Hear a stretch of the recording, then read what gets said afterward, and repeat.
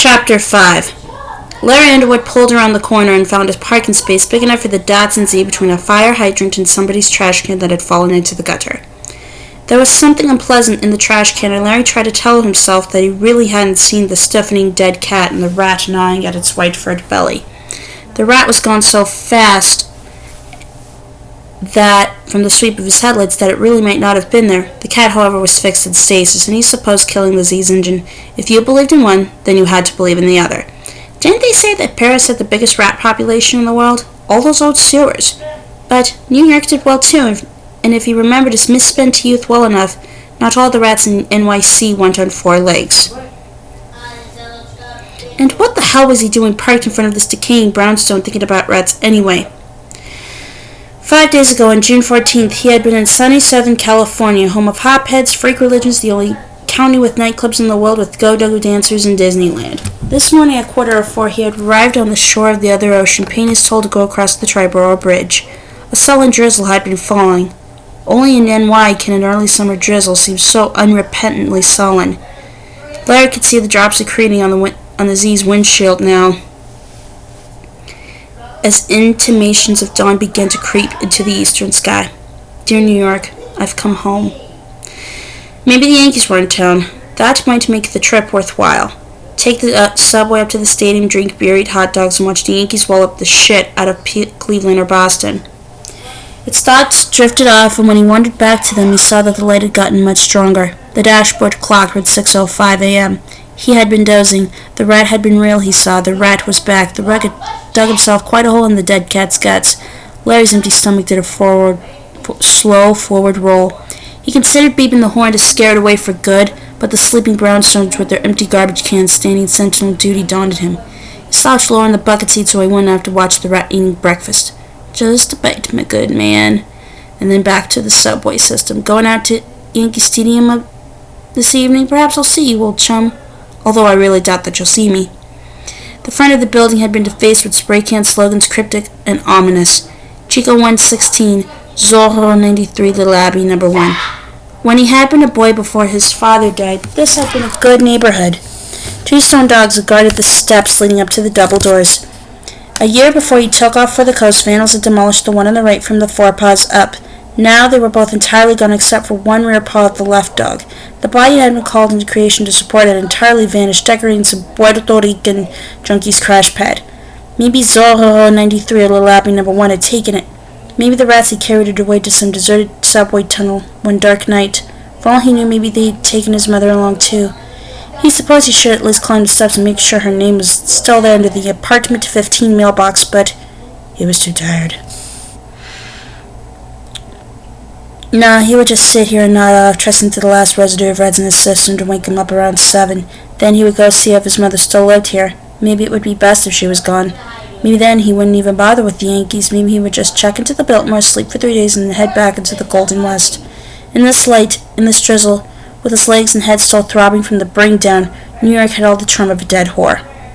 His mind began to drift away again, mulling over the last 9 weeks or so, trying to find some sort of key that would make everything clear and explain how you could butt yourself against stone walls for 6 long years, playing the clubs, making demo tapes, doing sessions, the whole bit, and then suddenly make it in 9 weeks. Trying to get that straight into your mind was like trying to swallow a doorknob. There had to be an answer, he thought, an explanation that would allow him to reject the ugly notion that the whole thing had been a whim, a simple twist of fate, in Dylan's words.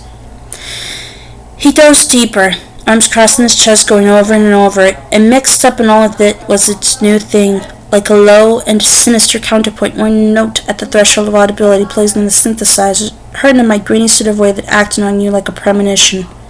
The rat, digging into the dead cat's body, munch munch, just looking for something tasty here. It's the law of the jungle, my man, and if you're in the trees, you gotta swing. It had really started 18 months ago. He had been playing with the tattered remnants in a Berkeley club, and an old man from Columbia had called, not a biggie, just another toilet of vinyl vineyards. Neil Diamond was thinking of recording one of his songs, a tune called Baby Can You Dig Your Man. Neil Diamond was doing an album, and all his own stuff except for an old Buddy Holly tune, Peggy Sue Got Married, and maybe the Larry Underwood tune.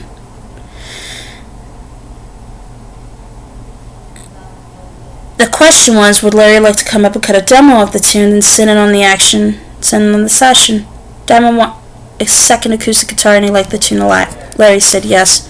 The session lasted 3 days. It was a good one. Larry met Neil Diamond, also Robbie Robertson, also Richard Perry. He got mentioned on the album's Inner Slave and got paid union scale, but Baby Can You Dig Him In never made the album. On the second evening of the sesh, Diamond had come up with a new tune of his own and that made the album instead. Well, the man from Columbia said, that's too bad it happens. Tell you what, why don't you cut the demo anyway? I'll see if there's any demo anyway. I'll see if there's anything I can do. So Larry cut the demo and then found himself back out on the street. In LA, times were hard. There were a few sessions, but not many. He finally got a job playing guitar in a supper club, crooning things like Softly As I Leave You and Moon River while elderly cats talked business and sucked up Italian food. He wrote the lyrics of scraps of notepaper because otherwise he tended to mix them up or forget them altogether, quoting the tune while he went, ta-da, trying to look suave like Lieutenant Bennett vamping and feeling like an asshole. In elevators and supermarkets, he had become morbidly aware of the low music that played constantly. Then 9 weeks ago, and out of the blue, the man from Columbia had called. They wanted to release his demo as a single. Could he come in and back it? Sure, he could do that. Sure, Larry said he could do that. So he had gone to Columbia's LA studios on a Sunday afternoon, double-tracked his own voice on Baby Can You Dig Your Man in about an hour, then backed it with a song he had written for the Tattered Remnants' Pocket Savior. The man from Columbia presented him with a check for $500 and a stinker of a contract that bound Larry to more than it did the record company. He shook Larry's hand, told him it was good to have him aboard, offered him a small pitying smile when Larry asked him how the single would be promoted, and then took his leave. It was too late to deposit the check, so Larry ran through his repertoire of Geno's with it in his pocket. Near the end of his first set, he sang a subdued version of Baby Can You Dig Your Man. The only person who noticed was Geno's proprietor, who told him to save the Brother Bebop for the cleanup crew. 7 weeks ago, the man from Columbia called again and told him to go get a copy of Billboard. Larry ran. Baby Can You Dig Your Man was one of 3 hot prospects for that week. Larry called the man from Columbia back, and he had asked Larry how he would like to run with some of the real bigs to discuss the album. They were all pleased with the single, which was getting airplay in Detroit, Philadelphia, and Portland, Maine already. It looked as if it was going to catch. It had won a late-night Battle of the Sounds contest for 4 nights running on one Detroit soul station. Nobody knew Larry Underwood was white. He got drunk at the luncheon and hardly noticed how his fish tasted. No one seemed to mind that he had gotten loaded. One of the biggies said he wouldn't be surprised to see Baby Can You Dig Your Man carry off a Grammy next year. It all rang glorious in Larry's ears. He felt like a man in a dream, and going back to his apartment he felt strangely sure that he would be hit by a truck and that would end it all. The Columbia biggies had presented him with another check, this one for $2,500. When he got home, Larry picked up the telephone and began to make calls. The first one was to Mort Geno Green. Larry told him he'd have to find someone else to play Yellowbird while the customers ate his lousy undercooked pasta. Then he called everyone he could think of, including Barry Grieg of the Tattered Remnants. Then he got out, standing up, falling down drunk. 5 weeks ago, the single cracked Billboard's Hot 100, number 89, with a bullet. That was the week spring had really come to L.A., and on a bright, sparkling May afternoon with the buildings so white and the ocean so blue that they could knock your eyes out and send them rolling down your cheeks like marbles, he heard his record on the radio for the first time. 3 or 4 friends were there, including his current girlfriend, Julia, and they were moderately done up on coke. Larry was coming out of the kitchenette and into the living room with a bag of Toll House cookies when the familiar KLNT slogan, Music, came on, and then Larry had been transfixed to the sound of his own voice coming out of the Technics speakers. I know I didn't say I was coming down. I know you didn't know I was here in town, but baby, you can tell me if anyone can. Baby, can you dig your man? He's a righteous man. Tell me, baby, can you dig your man? Jesus, that's me, he said. He dropped the cookies onto the floor and stood gape-mouthed and so flabbergasted as his friends applauded.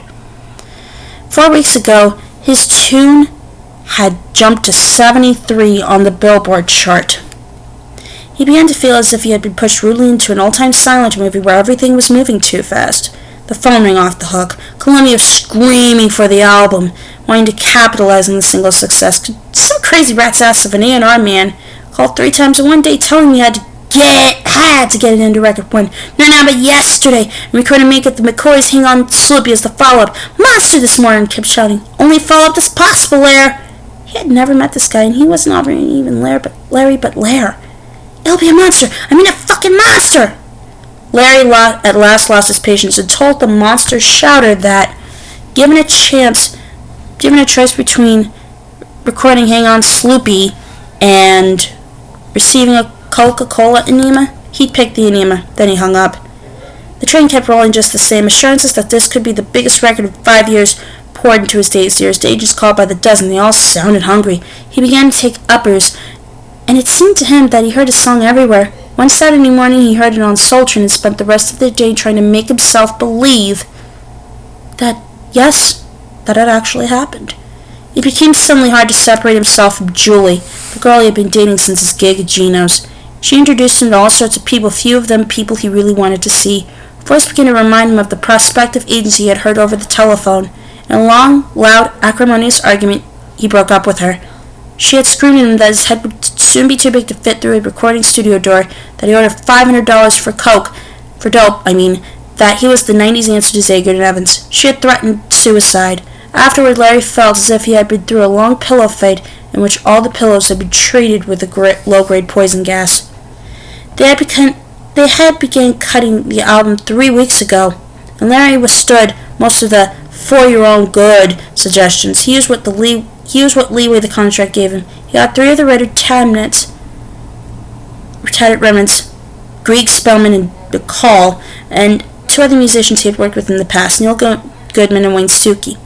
They cut the album in 9 days, absolutely all the studio time they could get.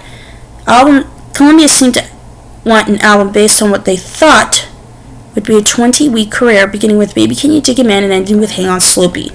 Larry wanted more. The album cover was a photo of Larry in an old-fashioned claw tub full of suds. Written on the tiles above him in a Columbia secretary's lipstick were the words, Pocket Savior and Larry Underwood.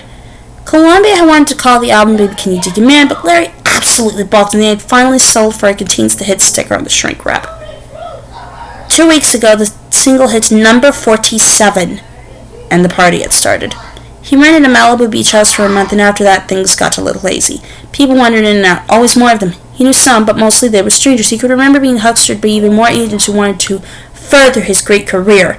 He could remember a girl who had bum-tripped and went screaming down the bone-white beach naked as a nuthatch. He could remember snorting coke and chasing it with tequila.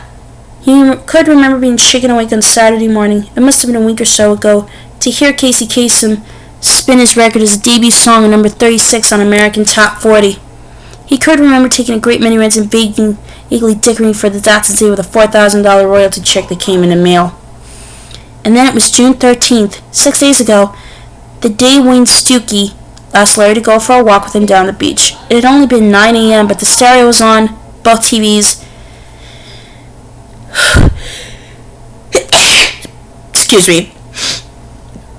And it sounded like an orgy going on in the basement playroom. Larry had been sitting in an overstuffed living room chair wearing only underpants and trying owlishly to get the sense from his Superboy comic book. He felt very alert, but none of the words seemed to connect to anything. There was no gestalt. A Wagner piece was thundering from the quad speakers, and Wayne had to shout 3 or 4 times to make himself understood. Then Larry nodded. He felt as if he could walk for miles. But when the sunlight struck Larry's eyeballs like needles, he suddenly changed his mind. No walk. His eyes had been turned into magnifying glasses, and soon the sun shined through them long enough to set his brains on fire. His poor old brains felt tinder dry.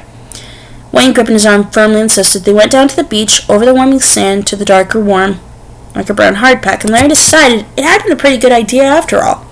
The deepening sound of the breakers coming home was soothing. A seagull working to gain altitude hung straining in the blue sky, sketched like a white letter M. Larry tugged his arm firmly. Come on! Larry got all the miles he felt he could walk, except he no longer felt that way. He had an ugly headache, and his spine felt as if it had turned to glass. His eyeballs were pulsing, and his kidneys ached dully. An amphetamine hangover is not as painful as the morning after the night you got through a whole fifth of 4 roses, but it ain't pleasant as, say, Bowling Cal Welch would be. If he had another couple of uppers, he could climb neatly on top of this 8-ball that wanted to run him down. He reached in his pocket to get them, and for the first time became aware that he was clad only in skivs that had been fresh 3 days ago. Wayne, I want to go back. Let's walk a little more. He thought that Wayne was looking at him strangely with a mixture of exasperation and pity. No, man, I only got my shorts and I'll get picked up for indecent exposure. On this part of the coast, you could wrap a bandana around your wing and let your balls hang free and still they get picked up for indecent exposure. Come on, man. I'm tired, Larry said querulously. He He began to feel pissed at Wayne. This was Wayne's way of getting back at him because Larry had a hit and he, Wayne, only had a keyboard credit on the new album. He was no different from Julie. Everybody hated him now. Everyone had the knife out. His eyes blurred with easy tears. "Come on, man," Wayne repeated and struck up off the beach again. Larry had walked perhaps another mile and double cramps struck the big muscles in Larry's thighs. He screamed and collapsed onto the sand. He felt as if twin stilettos, knives not heels, had been planted in his flesh with the same instinct. "Cramps!" he screamed. "Oh, cramps! Man, cramps!" Wayne squatted beside him and pulled his legs out straight. The agony hit again and Wayne went to work, hitting the knotted muscles, kneading them. At last the oxygen-starved tissues began to loosen. Larry, who had been holding his breath, began to gasp. "Oh, bad," he said. "Thanks. That was bad." "Sure," Wayne said without much sympathy. "I bet it was, Larry. How are you now?" "Okay, but let's listen, and then we'll go back. I want to talk to you. I had to get you out here, and I wanted you straight enough so you could understand what I was laying on you." "What's that, Wayne?" He thought, "Here it comes, the pitch," but what Wayne said seemed so far from a pitch that for a moment he was back with the Superboy comic trying to make sense of a 6-word sentence. "The party's got to end, Larry." "Huh? The party. When you go back, you pull all the plugs, give everybody the car keys, thank everyone for a lovely time, and see them out the front door. Get rid of them." "I can't do that," Larry said, shocked. "You better," Wayne said. "But why? Man, this party's just getting going." "Larry, how much has Columbia paid you up front?" "Why would you want to know?" Larry asked slyly. "Do you think I'm going to suck off you?"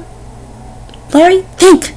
Larry thought, and with dawning bewilderment, he realized there was no reason why Wayne would want to put the arm on him. He hadn't really made it yet, was scouting for jobs like most of the people who helped Larry cut the album, but unlike most of them, Wayne came from a family with money. He was on good terms with his people. Wayne's father owned half of the country's third-largest electronic games company, and the Stukeys had a modestly palatial home in Bel Air. Bewildered, Larry realized that his own sudden good fortune probably looked like a small banana tree to Wayne. "No, I guess not," he said gruffly. "I'm sorry, but it seems like every tin-horn cockroach chaser west of Las Vegas. So how much?" Larry thought it over. $7,000 up front, all told. "They're paying you quarterly royals in the single by anyone on the album." "Right. They hold it until..." Wayne nodded. "They hold it until the eagle screams, the bastards." "Cigarette?" Larry took one and cupped the end for a light. Do you know how much this party's costing you?" "Sure," Larry said. "You didn't rent the house for less than $1,000. That's right. It had actually been $1,200 plus a $500 damage deposit." He paid the deposit in half the month's rent, a total of $1,100 with $600 owing. "How much for dope?" Wayne said. "Aw, man, you gotta have something. Like cheese for Ritz crackers. There was pot and there was coke. How much? Come on." "The fucking DA." 500 and 500. And it was gone the second day. "The hell it was?" Larry said, startled. "I saw 2 bowls when we were out this morning, man. Most of it was gone, yeah, but... Man, don't you remember the deck?" Wayne's voice suddenly dropped to an amazingly good parody of Larry's own drawling voice. "Just put it on my tab. Dewey, keep him full." Larry looked at Wayne with dawning horror. He did remember a small, wiry guy with a peculiar haircut. A wiffle cut, they called it 10 or 15 years ago. A small guy with a wiffle cut and a t-shirt reading "Jesus is coming" and "Is he pissed?" This guy seemed to have a good dope practically falling out of his asshole. He could even remember telling this guy, Dewey the Deck, to keep his hospitality bowls full and put it on his tab, but that had been days ago. Wayne said, "You're the best thing that happened to Dewey the Deck in a long time, man. How much is into me for?" "Not bad. Pot's cheap. $1,200, $8,000 on coke." He tried for a minute. For a minute, Larry thought he was going to puke. He goggled silently at Wayne. He tried to speak and could only mouth, "Inflation, man," Wayne said. "You want the rest?" Larry didn't want it, but he nodded. There was a color TV upstairs. Someone ran a chair through it. $300 for repairs, I guess. Web paneling downstairs? Gosh to hell. $400 with luck. The picture window facing the beach got broken the day before yesterday. $300. The shag rug in the living room is totally dead. Cigarette, burns, beer, whiskey. $400. I called the liquor store and they're just as happy with their tag as the deck is with his. $600. Sign it for booze, Larry whispered. Blue hard and cased him up to the neck. Be thankful most of them have been scoffing beer and wine. You got a $400 tab down at the market, mostly for pizza, chips, tacos, all that good shit. But the worst is the noise. Pretty soon the cops can win. Liffey disturbing the peace. Yeah, 4 or 5 heavies doing up on heroin. There's 3 or 4 ounces of Mexican brown in the place. Is that on my tab too? Larry said hoarsely. Nah, the deck don't mess with heroin. That's an organization item, and the deck don't like the idea of cement cowboy boots. But if the cops land, you can bet the bus will go in your tab. But I didn't know. Just a bear in the woods, yeah. But your turtle tab for the little shinny comes up so far comes to over $12,000, Wayne said. You went out and picked the Z off the lot. How much did you put down? 25. Larry said numbly. He felt like crying. So where you got until the next royalty check? Couple thousand? That's about right. Larry said, unable to tell Wayne that he had less than that, about 800 split evenly between cash and checking. Larry, you listen to me, because you're not worth telling twice. There's always a party waiting to happen. All out here, the only two constants are the constant bullshitting and the constant party. They come running like dicky birds looking for bugs in a hippo's back. Now they're here, pick them off your carcass and send them on their way. Larry thought of the dozens of people in the house. He knew maybe one person in 3 at this point. The thought of telling all those unnamed people to leave made his throat want to close up. He would lose their good opinion. Opposing his thought came an image of Dewey the deck, refilling the hospitality bowls, taking a notebook from his back pocket and writing it all down at the bottom of his tab. Him, his wiffle haircut, and his trendy t-shirt. Wayne watched him calmly squirm between these two pictures. Man, I'm gonna look like the asshole of the world, Larry said finally, hating the weak and petulant words as they fell from his mouth. Yeah, they'll call you a lot of names. They'll say you're going Hollywood, getting a big head, forgetting old friends. Except none of them are your friends, Larry. Your friends saw what was happening 3 days ago and split the scene. It's no fun to watch a friend who's pissed his pants and doesn't even know it.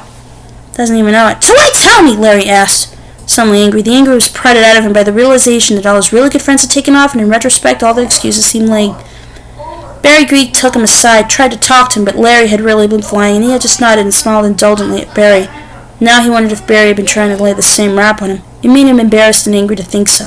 Why tell me? He repeated. I get the feeling you don't like me so very goddamn much. No, but I really don't dislike you either. Beyond man, I couldn't say. I could have let you get your nose punched on this. Once would have been enough for you. What do you mean? You tell them. Because there's a hard streak in you. There's something in you that's like biting on tinfoil. Whatever it takes to make success, you got it. You got it. You'll have a nice little career. Middle of the road pop, no one will remember it in 5 years. Your junior high boppers will collect your records. You'll make money. Larry balled his fist in his legs. He wanted to punch that calm face. Wayne was saying things that made him feel like a small pile of dog shit beside a stop sign. Just go back and pull the plug, Wayne said softly. You get in that car and go. Just go, man. Stay away until you know that next royalty check is waiting for you. But Dewey, I'll find a man to talk to, Dewey. My pleasure, man. The guy will tell Dewey to wait for his money like a good little boy, and Dewey will be happy to oblige. He paused, watching 2 small children in bright bathing suits run up the beach. A dog ran beside them, woofing loudly and cheerily at the blue sky. Larry stood up and forced himself to say thanks. The sea breeze slipped in and out of his aging shorts. The word came out of his mouth like a brick. Just go away somewhere and get your shit together, Wayne said, standing up beside him, watching the children. You've got a lot of shit to get together. What kind of manager you want, what kind of tour you want, what kind of contract you want after pocket savior heads. I think it will. It's got that neat little beat. If you give yourself some room, you'll figure it all out. Guys like you always do. Guys like you always do. Guys like me always do. Guys like... Somebody was tapping a finger on the window. Larry jerked and sat up. A bolt of pain went through his neck, and he winced at the dead, cramped feel of the flesh there. He had been asleep, not just dozing, reliving California. But here and now it was gray New York daylight, and the finger tapped again. He turned his head cautiously and painfully and saw his mother, wearing a black net scarf over her hair, peering in. For a moment they just stared at each other through the glass, and Larry felt curiously naked like an animal being looked at in the zoo. Then his mouth took over smiling, and he cranked the window down. Mom, I knew it was you, she said in a queerly flat tone. Come on out of there and let me see what you look like standing up. Both legs had gone asleep, pins and needles hanging up from the balls of his feet as he opened the door and got out. He had never expected to meet her this way, unprepared and exposed. He felt like a sentry who had fallen asleep at his post and then called to attention. He had somehow expected his mother to look smaller, less sure of herself, a trick of the years that had betrayed him and left her just the same. But it was almost uncanny.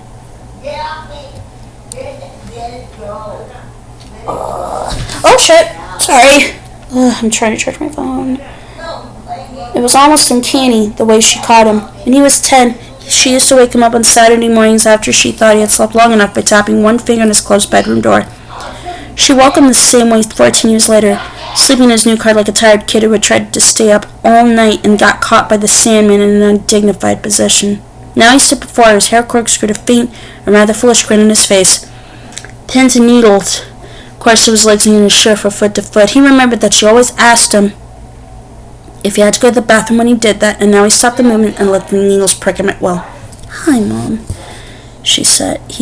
She looked at him without saying anything, and a dread suddenly roosted in his heart like an evil bird coming back to an old nest. It was afraid that she might turn away from him, deny him, show him the back of her cheap coat, and simply go off into the subway around the corner, leaving him. Then she sighed, the way a man will sigh before picking up a heavy bundle. When she spoke, her voice was so natural and so mildly, rightly pleased that he forgot his first impression. "Hi, Larry," she said. "Come on upstairs. I knew it was you when I looked out the window. I already called in sick at my building. I got sick of time coming." She turned to lean him back up the steps between the vanished stone dogs. He came up 3 steps around her, catching up, wincing at the pins and needles. "Mom?" She turned her back to him and hugged her. He hugged her. For a moment, an expression of fright crossed her features as if she expected to be mugged rather than hugged.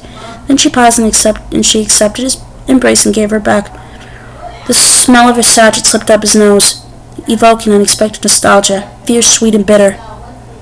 For a moment, he thought he was going to cry, and was smugly sure that she would. It was a touching moment. Over her slip right shoulder, you could see the dead cat lying half in and half out of the garbage can. When she pulled away, her eyes were dry. "Come on, I'll make you some breakfast. Have you been driving all night?" "Yes," he said, his voice slightly hoarse with emotion. "Well, come on, elevator's broken, but it's only 2 floors. It's worse for Miss Halsey with her arthritis. She's on 5. Don't forget to wipe your feet. If you track him, Mr. Freeman will be on me like a shot. I know Goshen, he could smell dirt. Dirt's his enemy, all right." They were on the stairs now. "Can you eat 3 eggs? I'll make toast too, if you don't mind, Pumpernickel. Come on." He followed her past the vanished stone dogs and looked a little wildly where they had been, just to reassure himself that they were really gone. They had not shrunk 2 feet, that the whole decade of the 80s had not vanished back in the time. She pushed the doors open and they went in. Even the dark brown shadows and the smells of cooking were the same. Alice Underwood fixed in 3 eggs, bacon, toast, juice, coffee. He had finished all but the coffee. He lit a cigarette and pushed back from the table. She flashed the cigarette a disapproving look, but said nothing. That restored some of his confidence, some but not much. She had always been good at biding her time. She dropped the iron spider skillet into the gray dishwater and hissed a little. She hadn't teached much, Larry was thinking. A little older, she would be 51 now. A little grayer, but there was still plenty of black left in its sensibly netted head of hair. She was wearing a plain tweed dress, probably the one she worked in. Her bosom was still the same large comber blooming out of the bodice of her dress, a little larger if anything. "Mom, tell me the truth. Has your bosom gotten bigger? Is that the fundamental change?" He started to tap cigarette ashes into his coffee saucer. She jerked it away and replaced it with the ashtray she always kept in the cupboard. The saucer had been sloppy with coffee, and had seemed okay to tap in it. The ashtray was clean, reproachfully spotless, and he tapped into it with a slight pain. She could bide her time, and she could keep springing small traps on you until your ankles were all bloody and you were ready to start gibbering. "So you came back," Alice said, using a Brillo from a tabletop pie dish and putting it to work on the skillet. "What brought you?" "Well, Mom, this friend of mine clued me into the facts of life. The assholes travel in packs, and this time they were after me. I don't know if friend is the right word for him. He respects me musically about as much as I respect the 1910 Fruit Company, but he got me to put on my traveling shoes, and wasn't it Robert Frost who said home was a place that when you go they have to take you in?" Aloud, he said, "I guess I got to missing you, Mom." She snorted. "That's why you wrote me off?" "I'm not much of a letter writer." He pumped his cigarette slowly up and down. Smoke rings formed from the tip and drifted off. "You can say that again." Smiling. "I'm not much of a letter writer. But you're so smart to your mother. That hasn't changed." "I'm sorry," he said. "How have you been, Mom?" She put the skillet in a drainer, pulled the sink stopper, and wiped the lace of soap suds from her reddened hands. "Not so bad," she said, coming over to the table and sitting down. "My back pains me some, but I got my pills. I make out all right. You haven't thrown it out of whack since I left?" "Oh, once, but Dr. Holmes took care of it." "Mom, those chiropractors are just fads." He bit his tongue. "Or what?" He shrugged uncomfortably in the face of her hooked smile. "You're free, white, and 21. If he helps you, that's fine." She sighed and took a roll of wintergreen lifesavers from her dress pocket. "I'm a lot more than 21, and I feel it.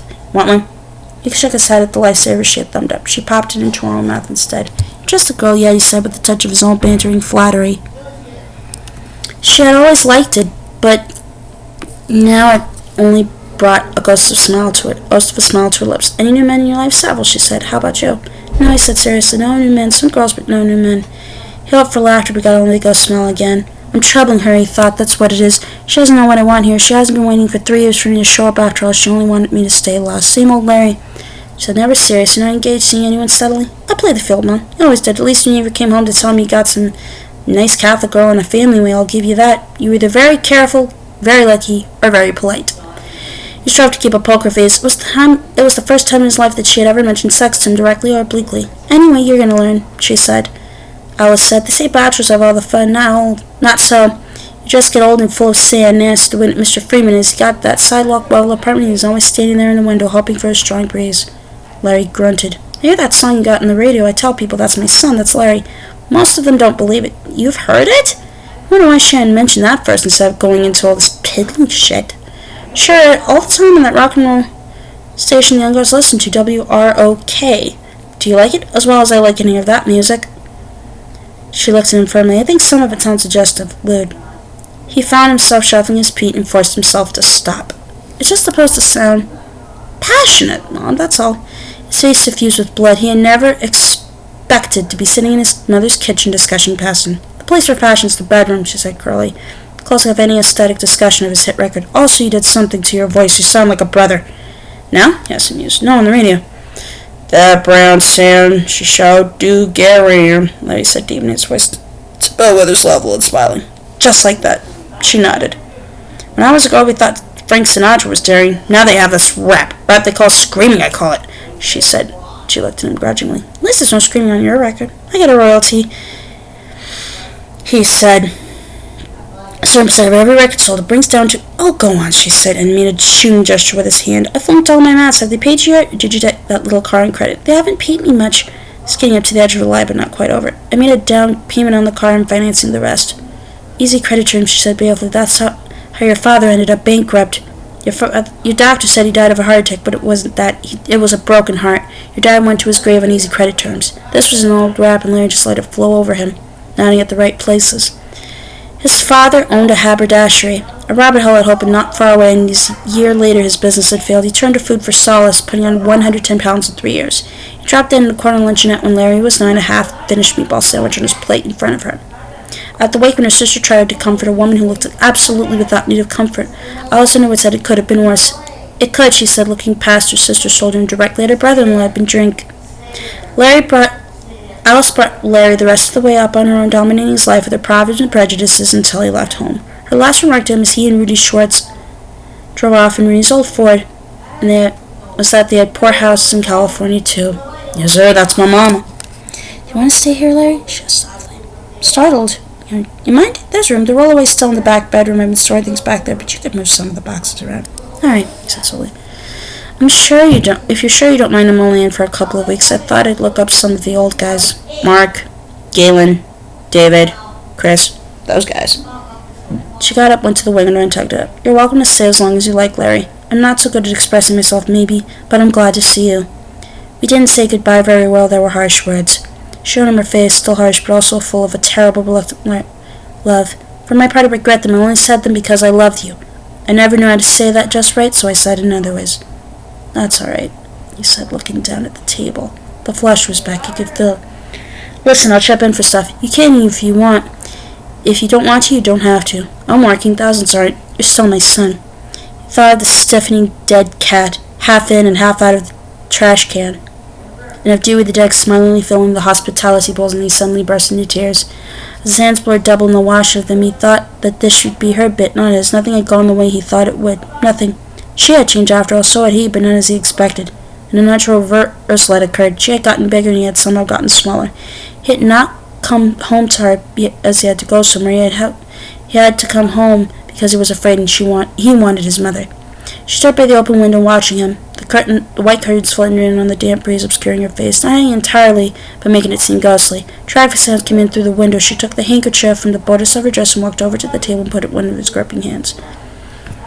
There was something hard in Larry. She could have taxed him with it, but to what end? His father had been a softy, and in her heart of hearts she knew it was that which had really sent her to the grave. Max Underwood had been done in more than by lending credit than taking it. So when it came to that hard streak, who did Larry have to thank or blame? His tears couldn't change a stony outcropping in his character any more than a single summer cloudburst could change the shape of rock. There were good uses for such hardness. She knew that, had known it as a woman training a boy on her own in a city that cared little for their mothers and way less for their children. But Larry hadn't found any yet. He was just what she had said he was, the same old Larry. He would go along that thinking, getting people, including himself, near jams, and when the jams got bad enough, he would call upon that hard streak to extricate himself. As for the others, he would leave them to sink or swim on their own. Rock was tough, and there was toughness in his character, but he still used it destructively. She could see it in his eyes, read it in every line of his posture, even the way he bobbed his cancer stick to meet those little rings in the air. He had never sharpened that heart of him into a blade to cut people with, and that was something. But when he needed it, he was still calling on it as a child did, as a bludgeon to beat his way out of his traps he dug for himself. Once she had told herself Larry would change. She had. He would. But this was no boy in front of her. This was a grown-ass man, and she feared that his days of change, deep and fundamental, so our minister called a change of soul rather than one of heart, were behind him. There was something in Larry that gave you the bitter zing of hearing chalk screech on the blackboard. Deep inside, looking out, was only Larry. He was the only one inside his heart, but she loved him. She also thought there was good in Larry. Great good, but it was there. But this light on it would take nothing short of a catastrophe to bring it out. There was no catastrophe here, only her weeping son. "You're tired," she said. "Clean up. We'll move the boxes, then you can sleep. I guess I'll go in today after all." She went down to the short hall to the back room, his old bedroom, and Larry heard her grunting and moving boxes. He wiped his eyes slowly. The sound of traffic came in the window. He tried to remember the last time he cried in front of his mother. He thought of the dead cat. She was right. He was tired. He had never been so tired. He went to bed and slept for nearly 18 hours.